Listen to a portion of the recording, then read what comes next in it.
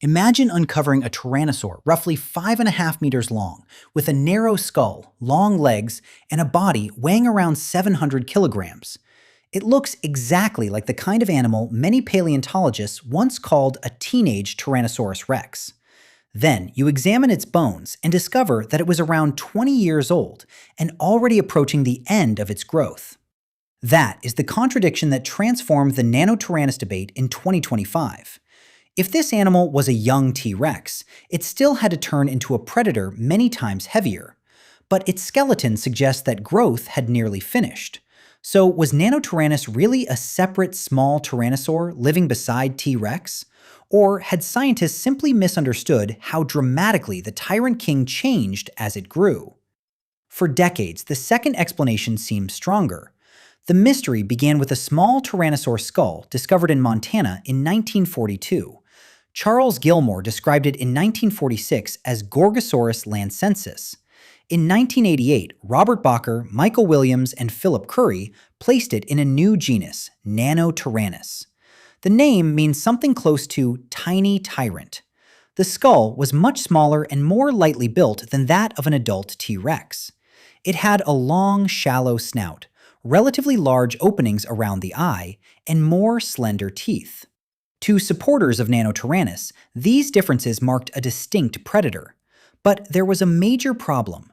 The fossil was mostly a skull. Without the limbs and trunk, it was difficult to determine whether the animal had stopped growing. Young dinosaurs are not simply miniature adults. Their proportions can change dramatically. In tyrannosaurs, the skull became deeper and more reinforced with age. The teeth grew thicker. The jaws became more powerful, and the body became heavier. A slender juvenile could eventually develop into something that looked very different.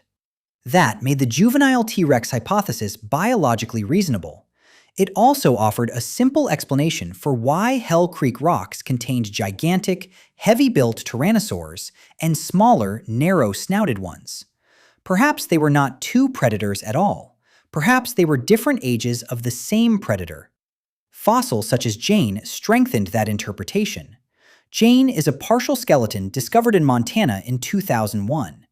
At a little over 6 meters long, she had many of the features associated with Nanotyrannus. Yet microscopic examination of her leg bones showed that she was still growing when she died. A major 2020 study examined Jane and another small tyrannosaur. It found fast-growing bone tissue and estimated that the animals were roughly 13 to 15 years old. The authors interpreted them as immature T-Rex. Under that model, the lightly built teenager occupied a different ecological role from the enormous adult. Young rexes could chase smaller, faster prey before growing into massive hunters with bone-crushing jaws. It was a powerful idea, but it depended on one missing piece. No one had a clearly mature, small-bodied Tyrannosaur skeleton that could be confidently linked to the original Nanotyrannus skull. That changed with NCSM 40,000, the small theropod in the famous Dueling Dinosaurs fossil. This extraordinary Hell Creek specimen preserves a tyrannosaur beside a triceratops. They may have interacted before burial, but the fossil alone does not prove that they died fighting. What matters here is the completeness of the tyrannosaur. Instead of one skull or a partial adolescent skeleton, researchers finally had nearly the entire animal. Its skull, arms, vertebral column, pelvis, and legs could all be studied together. In October 2025, Lindsay Zano and James Napoli published their analysis of this skeleton in Nature. Their conclusion was direct. NCSM 40,000 was a near-mature Nanotyrannus lancensis, not a juvenile T-Rex. The first major clue came from its growth record. Dinosaur bones can preserve annual pauses in growth, rather like rings inside a tree. The spacing between these marks helped show whether an animal was still growing rapidly or slowing as it approached adult size. The Dueling Dinosaurs Tyrannosaur had lived for roughly 2 decades. More importantly, its later growth marks indicated the growth was slowing. Other parts of the skeleton also showed advanced maturity, including extensive fusion between certain bones. This was not a small animal standing at the beginning of an explosive growth spurt. It was a small animal approaching its final size. The researchers compared growth trajectories for Nanotyrannus and T-Rex. To turn this near-mature animal into a giant rex, its growth would need to follow a highly unusual path. It would grow slowly for years, nearly level off, and then somehow launch into another enormous period of growth. The second clue was anatomy. Some differences between a juvenile and an adult are expected. A skull can deepen, muscle attachments can expand, bone surfaces can become rougher and more heavily reinforced. Other changes are much harder to explain through age alone. The 2025 study identified differences in the forelimbs, tail, skull cavities, tooth arrangement, and pathways for nerves. Nanotyrannus had proportionally larger arms and a skeletal pattern that did not simply resemble an unfinished version of T-Rex. Some structures would have needed to disappear, reverse their development, or transform in ways not supported by known growth patterns in reptiles and birds. Vertebral counts are especially useful. An animal does not normally remove sections of its backbone while growing. Internal skull passages are also more constrained than the general outline of the head. These details provided evidence that the two body plans were constructed differently from the start.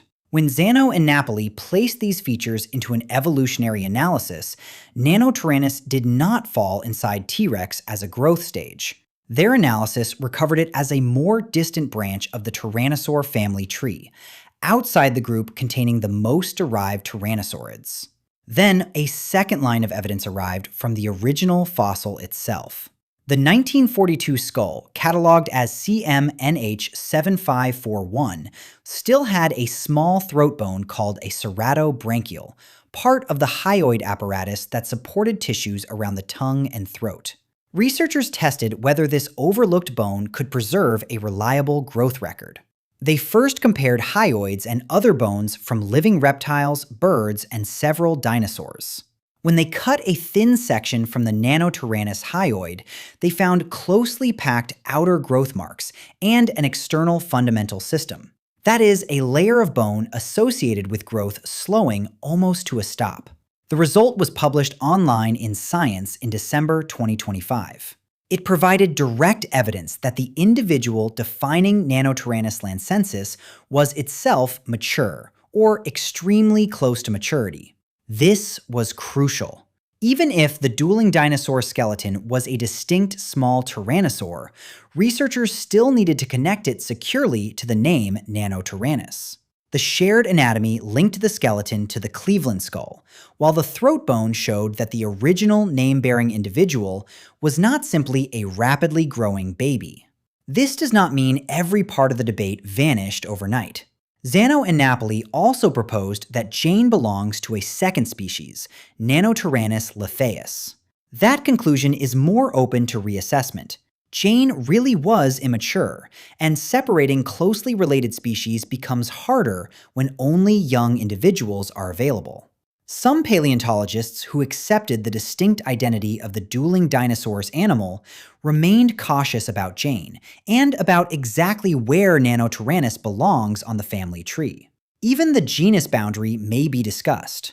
Taxonomic names are human categories placed onto an evolutionary continuum. Researchers can agree that two animals were biologically distinct, while disagreeing about whether their names should be separated at the genus or species level.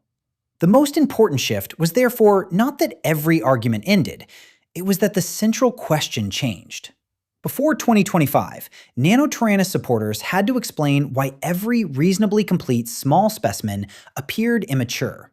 After 2025, the juvenile T-Rex hypothesis had to explain a near-mature small skeleton, a mature name-bearing skull, and anatomical differences spread across almost the entire body.